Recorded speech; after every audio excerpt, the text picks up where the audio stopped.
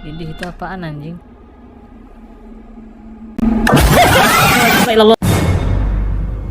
Halo para pengangguran, bagaimana? Masih nganggur atau sudah kerja? Kalau masih nganggur, sama dong kita. Kali ini, saya bercerita misteri tentang suster ngespot yang katanya nggak bisa berjalan dan berlari secepat cita. Sebelum rekaman, untuk membuat video fakta suster ngesot, saya selalu sempatkan belajar cara menjaring diri sendiri dari bapak ini.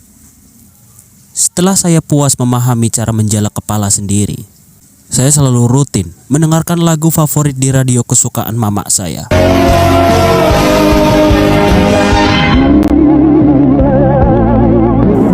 Loh, baksonya kemana ini? Dan karena hari sudah mulai maghrib, saya melanjutkan untuk sholat. Lagi enak-enak sholat, saya tidak sadar ada bocah FF berbaring menghadap ilahi. Lah, tak kirain kupluk saya jatuh, ternyata kepala orang. Oke, lanjut. Dikenal dengan hantu yang... Intronya mana? Oh iya, saya lupa. Putar-putar intronya.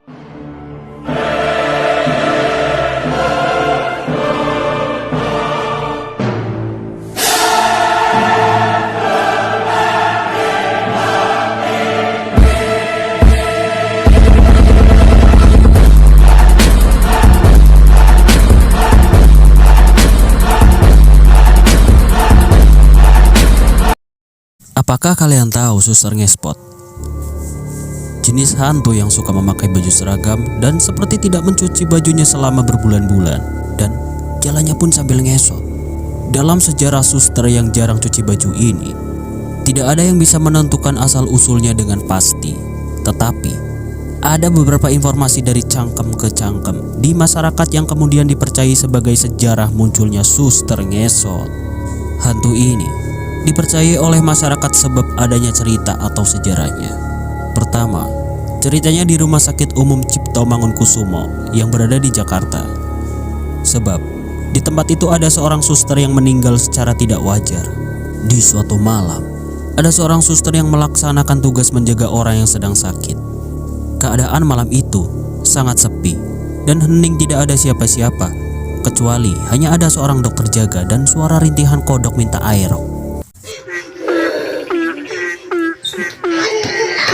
Ketika suster itu hendak ke ruangan laboratorium, ia dihalangi oleh dokter jaga itu. Kemudian, suster itu diperkaos dan dibunuh dengan sadis dan brutal. Kakinya dimutilasi dan dikuburkan di ruangan laboratorium itu. Mitos lain mengatakan bahwa suster ngespot berasal dari daerah Jawa Barat, yaitu di suatu tempat panti jompo. Kisahnya, ada seorang suster cantik berketurunan Belanda bernama Nora, bukan nama grup band, ingat itu. Dan dia mempunyai ilmu gaib. Karena kemampuannya itulah, dia memanfaatkan untuk membunuh semua penghuni yang ada di panti jompo itu dengan alasan balas dendam pribadi masa lalu. Lalu, kejahatannya diketahui oleh masyarakat. Sebagai hukumannya, kaki Nora dipukuli warga hingga remuk dan hancur berkeping-keping. Layaknya seperti otak kalian yang sedang hancur berkeping-keping karena bingung cara misahin nih hewan berdua nih. Udah diem, Pak Ijo pun diem, gak usah ngelawan. Dipisahin susah amat ya anak-anak. Kemudian ada beberapa rumah sakit tua di Indonesia yang dipercaya mempunyai kisah serupa tentang suster ngesot, yang pada akhir kisahnya mempunyai nasib yang sama, jadi hantu yang tidak bisa berjalan. Lalu ketika si hantu suster ngesot ini dihantui pocong, bagaimana dia lari? Kemudian suster ngesot itu berlari atau berjalan? Saya jadi bingung. Mending nonton bapak ini aja. 3, 4, you, I miss you. Dasar hantu.